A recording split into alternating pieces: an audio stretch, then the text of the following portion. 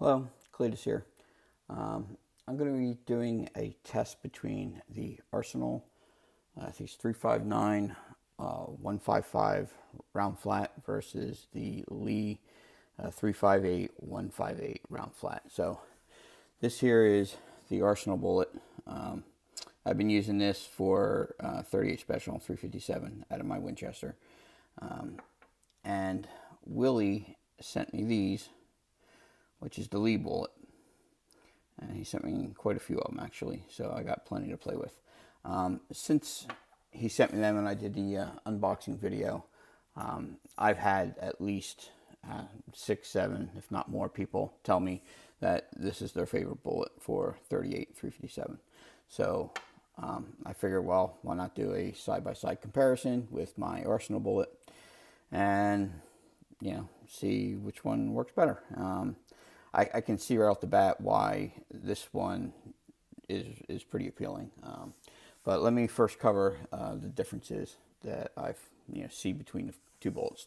First being weight. These typically drop around 153, 154 with my normal alloy. I have used a harder alloy where they were dropping lighter, like around 151, 152, but typically it's 153, 154 range.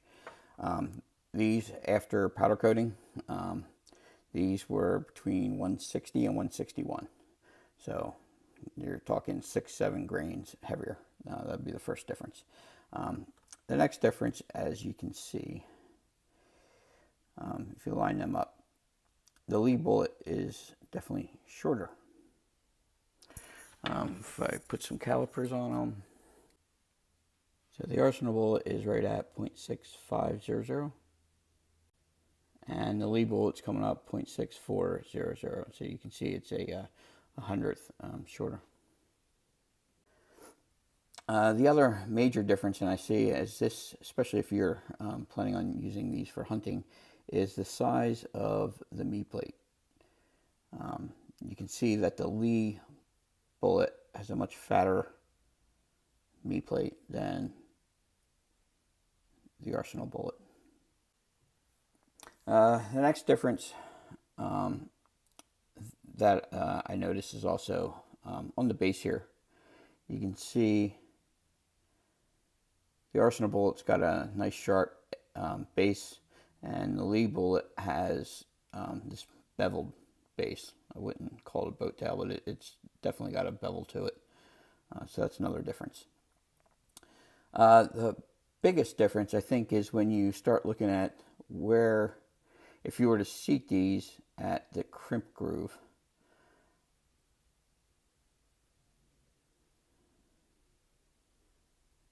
I could try to get these lined up here. But if you were to seat these at the crimp groove, you can see how much longer the overall length is going to be with the Arsenal bullet. And you can also see how much less case capacity you're going to end up with that Lee bullet. And for 38 special, it didn't make much of a difference in my Winchester, but with the 357 it did, and I'll show you those. Okay, so this is the gun that I'll be testing the 38 and 357 out of. This is my Winchester 1873 deluxe short rifle in 38 357.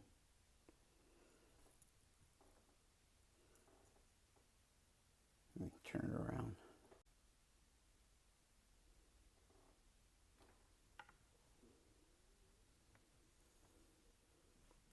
Absolutely love this gun. I don't believe in safe queens, so this thing is absolutely my favorite gun to take to the range. Just love this thing. Okay, these are the 38 special loads I plan on shooting.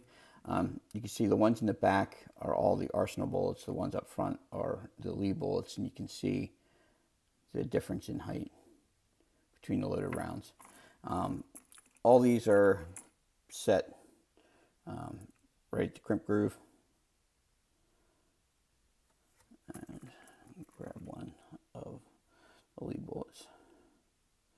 So you can see definitely a little shorter, but that's having them all crimped right there. It's a 38 special. It didn't cause any issues doing that. To go over, I guess, the charges that I plan on shooting, or I plan on shooting 5.0 and 5.2 of CFE for both of them, 4.4 and 4.6 grains of Universal, 4.2 grains of Trail Boss. So that's going to be the test for the 38 special. So for the 357, you can see that, again, the ones in the back are the Arsenal, the ones up front are the Lee, and there's not that much difference in overall length.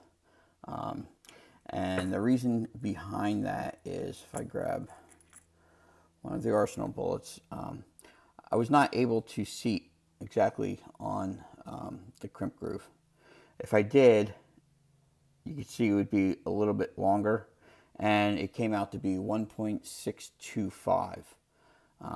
And although it would chamber if I fed them like manually through the top of the Winchester, if I tried to cycle them, they get stuck on the elevator, and so I had to seat a little bit deeper than the crimp groove and get them down to 1.5990 roughly, to get them to see. I think, you know, I may try somewhere a little bit longer than that. I don't know exactly where the cutoff was, because once 1625 failed, I pushed my my dummy round down to 1.590.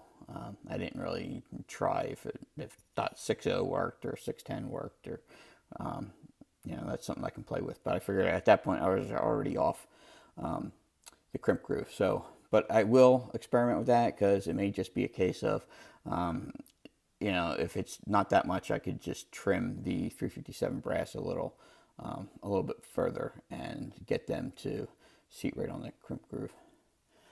But so that's the main difference here. It's one of the Lee ones in 357. So you see the comparison, but it's not as drastic as it is in 38 special. So with 357, I'm shooting 3 different charges of H110. I'm going to go with 16.1, 16.3, 16.5. I'm doing a CFE pistol load of 6.6 and a Trail Boss load of 4.2. So the load data for Trail Boss, it basically says the same on the Hodgson site for 38 special and 357. Doesn't really make sense to me that they'd both be 4.2, but that's what I went with. I'm just going with their load data for now, just because I want to shoot the exact same charge with both bullets as part of my test. The CFE load, you know, I know the velocity is going to be much further down than the H110. The reason I want to test that is because I do load up quite a few, I'd say, you know, mid-range 357 for plinking. One of the things that my son and I will often do when we're just shooting steel is, you know, we'll feed a 357 medium load, usually Universal or CFE, put that in first, and then load up the rest of the gun with 38 specials.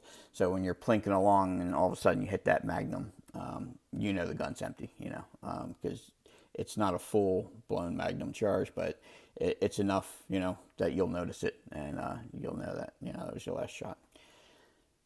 So, okay, the plan here is then to get out to the range and get these shot, and I don't know exactly how much footage I'll get from the actual shooting.